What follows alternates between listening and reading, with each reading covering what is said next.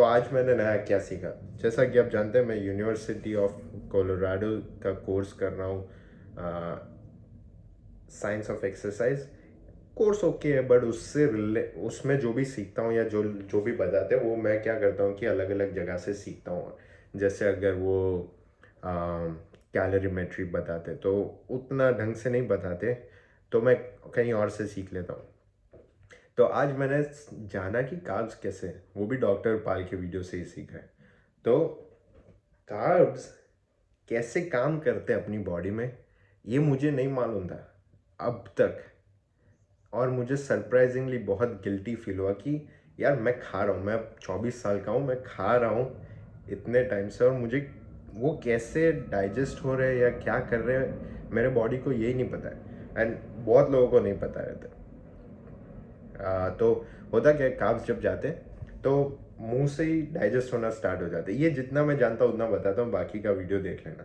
तो मुंह से ही डाइजेस्ट होना स्टार्ट हो जाते हैं, ठीक है, क्योंकि सलाइवरी अमाइलेस होते हैं, जो अमाइलोस और अमाइलोपेक्टिन, आई थिंक इन इन दो सिंपलर उसमें ब्रेक डाउन करते हैं।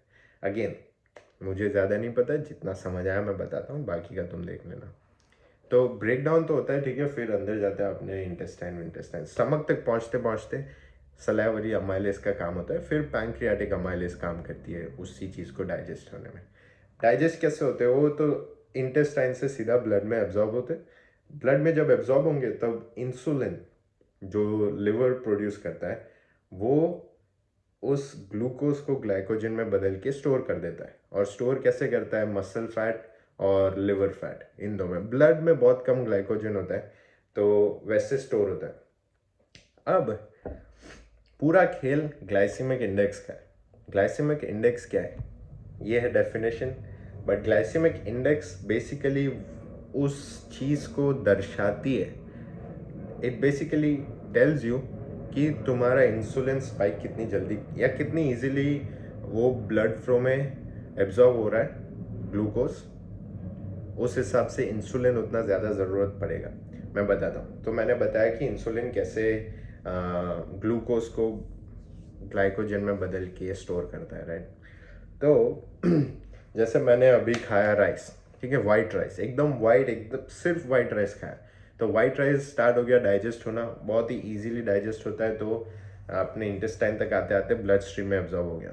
इतना ज़्यादा ग्लूकोज ब्लड स्ट्रीम में एब्जॉर्ब हुआ तो इंसुलिन ज़्यादा ज़रूरत पड़ी। इंसुलिन ज़्यादा ज़रूरत पड़ी तो बॉडी ने इंसुलिन ज़्यादा प्रोड्यूस किया, इंसुलिन स्पाइक हुआ, बहुत हाई स्पाइक हुआ।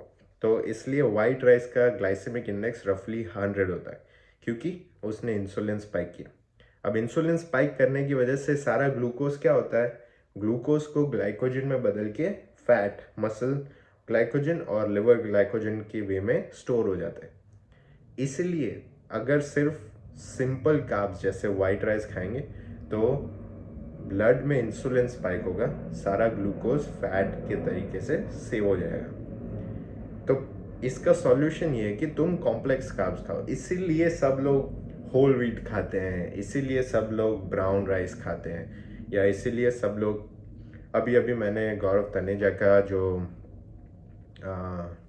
राज शमानी के साथ एक पॉडकास्ट है, उसमें गौरव तनेजा ने बोला था कि तुम अगर सैलड खाओ और फिर सिंपल कार्ब खाओगे तो वो पेट तक पहुंचते पहुंचते कॉम्प्लेक्स कार्ब हो जाएगा, तो वो उतना इंसुलिन स्पाइक नहीं करेगा। इसलिए मैकडोनल्ड्स का बर्गर उतना इंसुलिन स्पाइक नहीं किया था जितना फॉर एग्जांपल फ्राइज नहीं किया होगा, क्योंकि उसमें लेटेस होता है, ये वो होता है।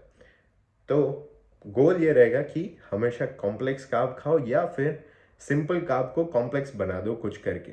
तो डॉक्टर पाल कहते हैं कि लेमन जूस, विनेगर या कोई भी एसिटिक एसिड काइंड ऑफ उसमें डाल दो, लेमन जूस डाल दो राइस में, तो तुम्हारा वो ग्लाइसेमिक इंडेक्स लो हो जाता है, तो इंसुलिन स्पाइक नहीं होगा, तो फैट में कन्वर्ट नहीं होगा। क्या कमाल की चीज़ है, अभी तक मुझे नहीं पता था। तो गोल ये रहना चाहिए कि तुम कार्ब्स खाओ, कार्ब्स ज़रूरी है। लो कार्ब डाइट भी 50 to 150 ग्राम्स अ डे का होना चाहिए। ऑन एन एवरेज अपने इंडियन डाइट में तो 200 से 400 ग्राम कार्ब्स खाते हैं हम, जो कि बहुत ज़्यादा है। बट सारे सिंपल कार्ब्स अवॉइड करो, कॉम्प्लेक्स कार्ब्स खाओ, ओट्स खाओ, बनाना, फ्रूट्स में कॉम्प्लेक्स कार्ब्स होते हैं। बनाना में एटलीस्ट उन्होंने वो बताया कि वो कॉम्प्लेक्स होता है, इसलिए तुम अगर वर्कआउट से पहले खाओगे तो वो पूरा वर्कआउट फ्यूल कर सकता है, क्योंकि एटीपी, अभी एटीपी पे शुरू मत करवाना, एटीपी तो अलग ही खेल है। एटीपी जनरेट ग्लूकोज से होता है, मतलब एटीपी मसल की एनर्जी का सोर्स है। वो बाद में बताऊंगा मैं। अभी मेरे पास इनफ जानकारी है, बस इतनी सारी है कि मुझे अच्छे से फॉर्म करना नहीं आता। तुम ये वीडियो देख लेना ग्लूकोज के बारे में, मज़ा आएगा। जैसा कि मैं कहता हूँ कि यूजुअली मैं ट्रैवल बहुत करता हूँ, तो अभी जो वीडियो बना रहा था मैं कार्ब्स के रिलेटेड जो बकवास कर रहा था, तब वीडियो बनाते बनाते मुझे फ्रेंड का मैसेज आया कि स्कीइंग करने जाना है। अब स्कीइंग मैंने कभी किया नहीं, तो मुझे ज़रूर करना है। एंड अभी सीज़न है, तो दिसंबर का जो पहला वीक मैं वेगस जा रहा था 4th को, वो तो जाना ही है। उसके पहले स्कीइंग का प्लान करना है, तो इससे चैलेंज और भी इंटरेस्टिंग हो जाएगा।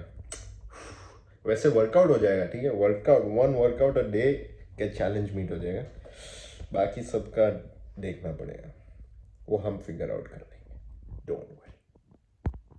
देखो, तुम जैसे हो खूबसूरत हो, ठीक है, तुम खूबसूरत हो। तो मैं इतना तैयार क्यों हूँ यार, मुझे ना नया फ़ोन लेना पड़ेगा। ये फ़ोन का कैमरा तो बहुत पुराना हो गया है। ये 11 Pro है मेरे पास, सिर्फ कैमरे की वजह से नया फ़ोन लेना पड़ेगा। बड़ा अभी जा रहे हैं हम थैंक्सगिविंग लंच करने। एक फ्रेंड है, उससे काफ़ी अच्छी दोस्ती हो गई थी, वो फ्लाइट अटेंडेंट है, तो दोस्ती अच्छी हो गई थी, तो उससे ने बोला कि थैंक्सगिविंग लंच करते हैं। तो मैंने बोला क्यों नहीं। आज तक मैंने थैंक्सगिविंग नहीं मनाया 5-6 साल में। क्यों? क्योंकि यार मोस्टली मेरे दोस्त अभी तक सारे देसी थे।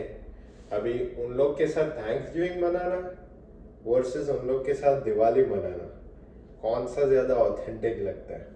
तो वही कि इनके फेस्टिवल्स मुझे इनके साथ मनाने में ज़्यादा मज़ा आएगा। हैलोवीन क्यों मनाऊँ मैं उनके साथ? अबे, और ऊपर से एक्चुअली ये यहाँ पे आके ना सब लोग हैलोवीन पे जितना तैयार होते हैं, उतना अगर दिवाली पे कर लो, नवरात्रि में उतना नाच लो, गणेश चतुर्थी पे आरती कर लो, कुछ भी कर लो, कम से कम अपना कल्चर तो बचा रहेगा। मैं तो सारे फेस्टिवल मनाता हूँ मस्ती से, पूरा तैयार होके जाता हूँ, प्रॉपर आरती पूजा सब करता हूँ। नवरात्रि में तो व्लॉग तो नहीं पता, रील तो डाली थी मैंने। ठीक है, फिर मतलब जो भी एंजॉय करना है, मैं तो कहता हूँ सभी एंजॉय करो, सारे फेस्टिवल्स एंजॉय करो। ओ बाय द वे, ये जैकेट अच्छा है ना? आई थिंक अच्छा है, काफ़ी अच्छा लगता है। ओके, चलो मिलते हैं फिर।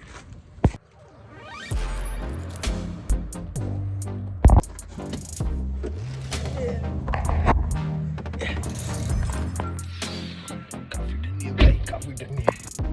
होली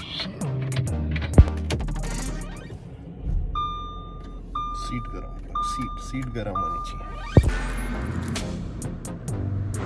सो यहाँ पे एक गिविंग वॉल करके एक है, मतलब लोग क्या करते हैं कि प्री पेड रिसीट्स खाने की आगे गिविंग वॉल पे लगा के जाते हैं, ताकि कोई ऐसा है जिससे मील अफोर्ड ना हो सके, वो रिसीट पकड़ के सीधा वो मील खा सकता है। आई थिंक मैं आज ये करूँगा, since you know it's Thanksgiving करता हूँ। जगह तो काफ़ी अच्छी है। Go work out after this. However, I'm gonna go to Orange Theory, and you probably already worked out today. Make YouTube stuff. I'm gonna go down that slide. Actually मैंने एक जगह देखी थी मैप में, ठीक है, मैप में देखी थी और मुझे देखना था कि क्या है। It turn out to be so good, इतनी अच्छी जगह है। तो हम लोग खाने के बाद यहाँ आ गए बेसिकली। इट्स क्रेजी, और ये मेरे घर से सिर्फ 10 मिनट दूर है।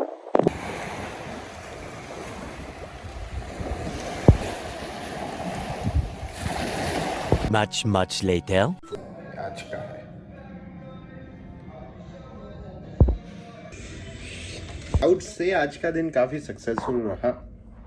वैसे फर्स्ट से थर्ड में जो मैं स्कीइंग का प्लान कर रहा था वो तो मेरा फ्रेंड फ्री नहीं है, तो शायद मैं मैक्सिको जा रहा हूँ अनलेस नेक्स्ट मंथ का स्केड्यूल आता है और फर्स्ट से 3 में मेरे को फ्लाई करना पड़ेगा।